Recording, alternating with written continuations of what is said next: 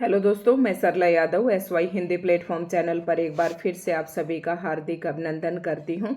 और TGT, PGT, PRT, estate के लिए हमने हिंदी व्याकरण की क्लासेस शुरू कर दी हैं और आज हमारी क्लास नंबर 2 रहने वाली है।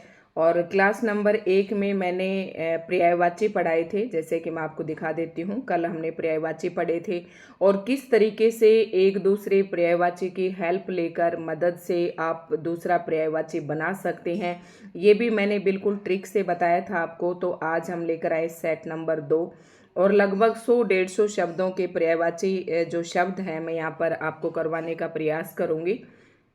तो ये तैयारी कर रहे हैं हम अभी। जो नवंबर 2025 में एस्टेट होने वाला है, जैसे कि एस्टेट हर साल होता है, तो नवंबर वाले एस्टेट के लिए तैयारी मैंने अभी से शुरू करवाई। इसके पीछे मेरा एक मकसद है, क्योंकि अभी अभी 30 और 31 जुलाई को जो है एस्टेट का पेपर हुआ है। तो कुछ कैंडिडेट ऐसे हैं जिन्होंने पहले से तैयारी कर रखी थी और कुछ कैंडिडेट ऐसे हैं जो एग्ज़ाम के डेट को देखकर महीने 20 दिन से पहले जो है तैयारी शुरू करते हैं। तो उनकी कंटिन्यूटी अभी बनी रहेगी। हो सकता है ये वाला एस्टेट उनका क्वालिफाई न हो, तो ये वाले उसकी तैयारी में जो है वो 15-20 दिन की पढ़ाई इसमें काम आ सकती है। तो दोस्तों, आज मैं ज़्यादा समय बर्बाद नहीं करूंगी। अगर ये सब बातें आप जानना चाहते हैं तो इससे पहले वाली वीडियो आप ज़रूर देख लें, चैनल को सब्सक्राइब कर लें। और मैंने इसकी एक अलग से प्लेलिस्ट बना रखी है, हिंदी संपूर्ण हिंदी व्याकरण सभी प्रतियोगी परीक्षाओं के नाम से एक प्लेलिस्ट मिलेगी। उसी में मैं ये वीडियो ऐड करती जा रही हूँ, क्योंकि मैंने जितनी भी हिंदी व्याकरण की वीडियो डाली हैं वो सारी उसी प्लेलिस्ट में है। साथ ही SY हिंदी प्लेटफॉर्म के नाम से ही मेरा टेलीग्राम चैनल है, आप उसे सर्च करके ज्वाइन कर सकते हैं, क्योंकि उसमें ये सारी वीडियोस मैं वहाँ पर भी शेयर करती हूँ। तो जो न्यू स्टूडेंट है जिसे वीडियो ढूंढने में मुश्किल हो रही है, तो टेलीग्राम चैनल से भी ढूंढ सकते हैं। ठीक है, तो बाकी जो है आपके कमेंट आए, मैंने सारे कमेंट पढ़ लिए हैं, उसी से मैं तैयारी शुरू कर दूंगी। धीरे धीरे गर्मी का जो मौसम है वो जाता जा रहा है, आगे आगे ठंड का मौसम शुरू होने वाला है, तो ऐसे में वीडियो बनाना थोड़ा सा आसान रहता है। तो दोस्तों, बिना समय जाए, अगर ये सब बातें कोई बच्चा सुनने का इच्छुक नहीं है तो इसको वीडियो को 1-2 मिनट के लिए स्किप कर सकता है और आगे से आप देख सकते हैं। ये मैं इसलिए बताती हूँ ताकि जो भी नया कैंडिडेट आज की इस वीडियो से जुड़े तो पीछे वाली वीडियो से कनेक्टिविटी वो बना सके अपनी। तो दोस्तों, सेट नंबर 2 है आज और छोटी छोटी वीडियो हम डालेंगे। जैसा कि मैंने इससे पहले वाली वीडियो में बताया था, आप अपना पेन कॉपी लेकर साथ बैठें, वीडियो को सुने और साथ ही साथ नोट डाउन करें, अपने नोट्स बनाएं। उसके बाद एक बुक आपको फॉलो करनी है, कोई भी हिंदी व्याकरण की आप साधारण से साधारण बुक भी आप उठा सकते हैं। ये सारे मेरे करवाने के बाद पर्यायवाची आप उस बुक से पढ़ें, कोई एक आध आपको एक्स्ट्रा मिलता है तो वो भी आप अपने उसमें नोट डाउन कर लें। साथ ही मैंने आपको क्या बताया था, जैसे कि यहाँ पर हम पुत्र के पर्यायवाची पढ़ रहे हैं, तो पुत्र के पर्यायवाची ऐसे हैं जो आप 5th क्लास से आप पढ़ते आ रहे हैं या 3rd-4th से भी पढ़ते आते हैं। तो जो बिल्कुल आसान है उसे हम इग्नोर करेंगे, लेकिन जो ऐसे शब्द, ऐसे पर्यायवाची जो आज तक आपने नहीं सुने हैं, उनको आप अपने नोट्स में नोट डाउन करेंगे। तो देखते हैं, सबसे पहले अंगज, मतलब जो अंग से जन्म लेता है वही तो पुत्र कहलाएगा।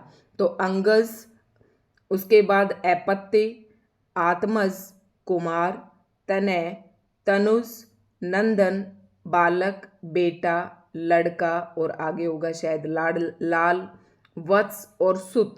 ये आपको ध्यान रखना है, क्योंकि ये पुत्र की पर्यायवाची हैं। जब आप पुत्री के पर्यायवाची बनाएंगे तो इसमें आ जोड़कर ये सारे पुत्री के भी बन जाएंगे। ठीक है, अब देखो, जैसे कि इसमें आपको सभी का मेरे ख्याल से पता था, लेकिन जो अपत्य है ये शब्द मैंने भी टिक कर रखा है। आप इससे हिंट ले सकते हैं कि मैम ने किस किस पर फोकस किया है। ये जब मैंने याद किए थे तभी मैंने पेंसिल से टिक किए थे। तो अपत्य हमें नहीं पता था और शायद आपको भी नहीं पता होगा कि पुत्र का पर्यायवाची है, और एग्जामिनर इसी प्रकार के जो शब्द है आपसे पूछता है। आत्मज, जब इसके आ की मात्रा लगा देंगे तो ये पुत्री का पर्यायवाची हो जाएगा। कुमार, तनय, तनय के भी जब आ का मात्रा लगा देंगे या के तो ये पुत्री का हो जाएगा। ऐसे ही तनुज, नंदन, बालक, बेटा, लड़का, लाल, वत्स और सुत। अब वत्स है, वत्स मीन्स भी बेटा होता है, लेकिन सभी को पता है सुत छोटी ऊ की मात्रा ये भी बेटा होता है, बेटे का पर्यायवाची है। और अपत्य यहाँ पर नया आया है, तो इन चीज़ों को आप नोट कर लें। और एक अंगज अगर आपको नहीं पता है तो ये भी आप जरूर नोट कर लें। मेरे कहने का मतलब ये कि जो आपको आसान लगे उसे आप स्किप कर सकते हैं, जो हर वक्त आपको याद रहता है वो आपको नोट्स में संख्या बढ़ाने की जरूरत नहीं है। दूसरा जो है गंगा का पर्यायवाची आता है, और गंगा का पर्यायवाची पूछ लेते हैं, कई बार यमुना का पूछ लेते हैं और कई बार नदी का पर्यायवाची पूछ लेते हैं। और हम मिक्स कर देते हैं कि नदी के अलग होते हैं, गंगा के अलग हैं, यमुना के पर्यायवाची अलग है। अब गंगा को हम जानवी भी कहते हैं, त्रिपथगा, भागीरथी, मंदाकिनी, विष्णुपदी, देव नदी, देवापगा, सुरतरंगिणी, सुरसरी, सुरसरिता, सुरग तरंगिणी और सुरगापगा।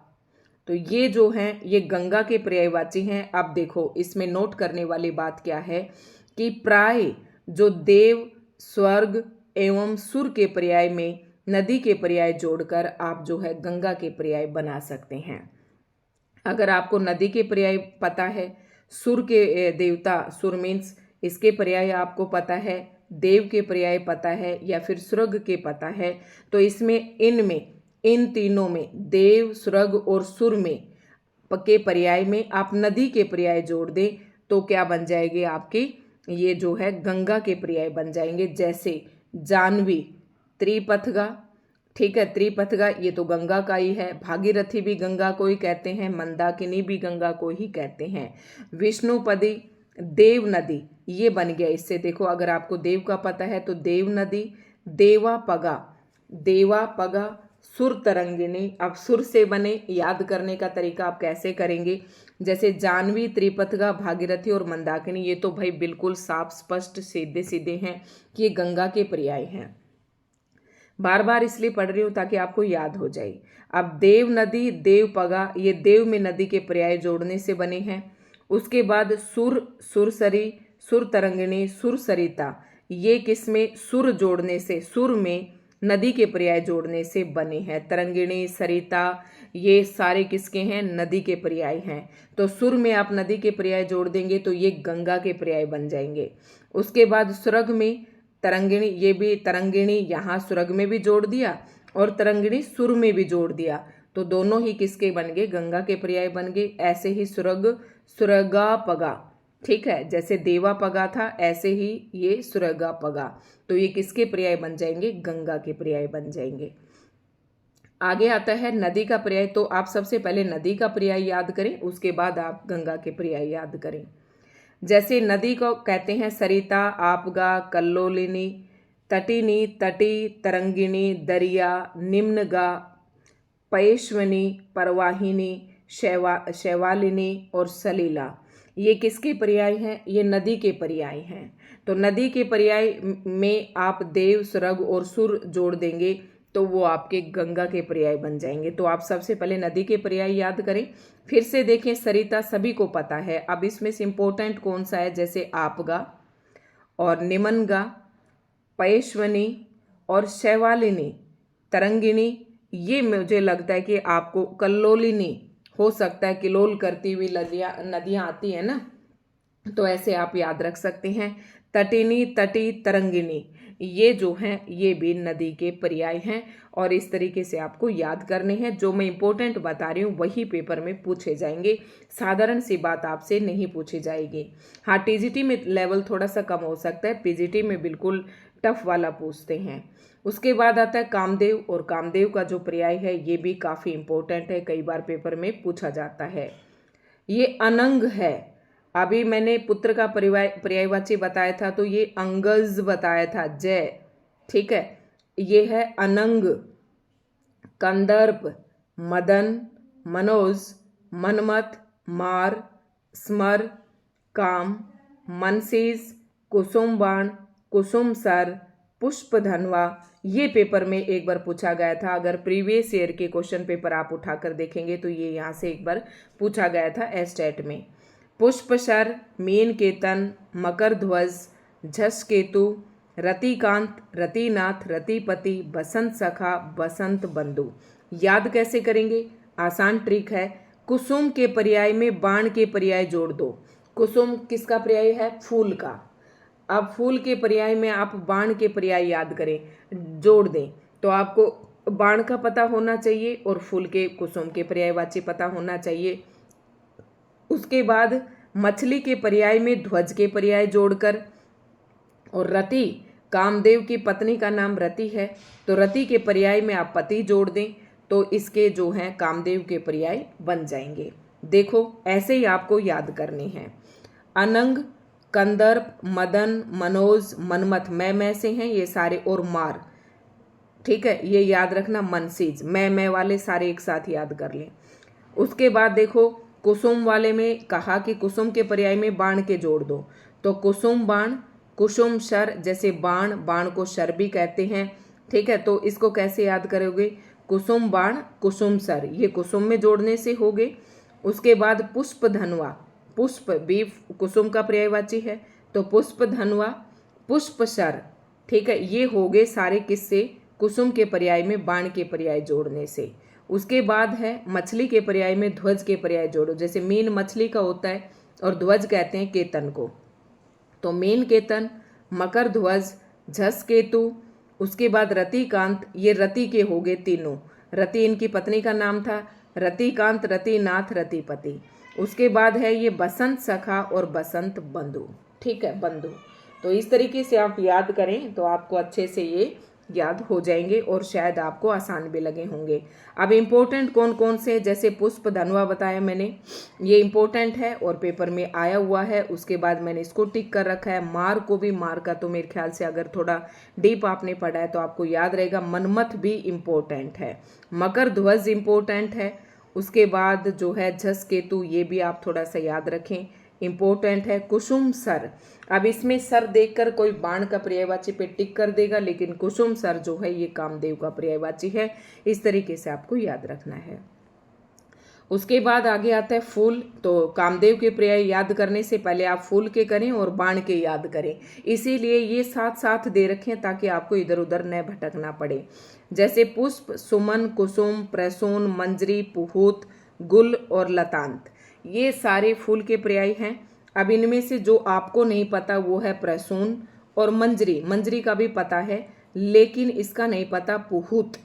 ये दो आप याद रखें, प्रसून और पुहूत, ये दोनों किसके हैं, फूल के पर्याय हैं, ठीक है, ऐसे आपको याद रखने हैं। फूल, पुष्प, सुमन, कुसुम, ये शायद सभी को याद हैं। उसके बाद बाण के देखिए ये पुष्प धनवा था, तो धनवा ये बाण का पर्याय है। धनवा, शर, तोमर, विसीख, इशु, सायक, सिलीमुख और विसीख, ये मैंने लिख रखी है। सिलीमुख भी बाण का पर्याय है। मैंने इधर उधर से एक दो बुक में से जो मुझे एक्स्ट्रा दिखाई दिया वो मैंने यहीं पर ऐड कर दिया था, ठीक है, तो ये आप याद रखें, इम्पोर्टेंट हैं। धनवा, शर, तोमर, विसीख, ये दो याद रखें। देखो आप, विसीख, इशु और ये सिलीमुख, ये याद रखें, ये इम्पोर्टेंट है। तोमर भी इम्पोर्टेंट है, ठीक है। मछली का है मीन, मकर, अब ये झस आ गया यहाँ पर। अब ये देखिए इसमें फर्क है, ये झसू था और ये झस है। मत्स्य, जलोत्री, सफरी, सफरी मतलब सफारी गाड़ी होती है ना, इस तरीके से कर लेना। सफरी, सफारी जो है मीन मछली की तरह भागती है, तो सफरी, जलतोरी और मीन, मकर, झस और मत्स्य। तो यहाँ पर जो आपको नहीं पता, जैसे ये है सफरी है और झस है, इनको आप नोट डाउन कर लें। तो सेट नंबर 2 में हमारे इतने ही पर्याय थे। कल मैं सेट नंबर 3 लेकर आऊँगी और आपके लिए आसान हो जाएगा बिल्कुल नोट्स बनाना। तो अच्छे अच्छे बेटा कमेंट्स करें, मुझे मोटिवेट करें। आप जो भी पढ़ना चाहते हैं वीडियो को ज़्यादा से ज़्यादा लाइक एंड शेयर करें। अगर अभी तक बिना सब्सक्राइब किए हुए चैनल को देख रहे हैं तो प्लीज़ चैनल को सब्सक्राइब ज़रूर कर लें। और आपके सहपाठी अगर तैयारी करना चाहते हैं एस्टेट की तो आप उनके पास भी वीडियो को शेयर कर सकते हैं। सीईटी मेंस के लिए, हरियाणा पुलिस वालों के लिए, KVS, DSSB, NVS, हर जगह हिंदी व्याकरण आता है, तो सभी के लिए वीडियो बहुत ही महत्वपूर्ण है। धन्यवाद।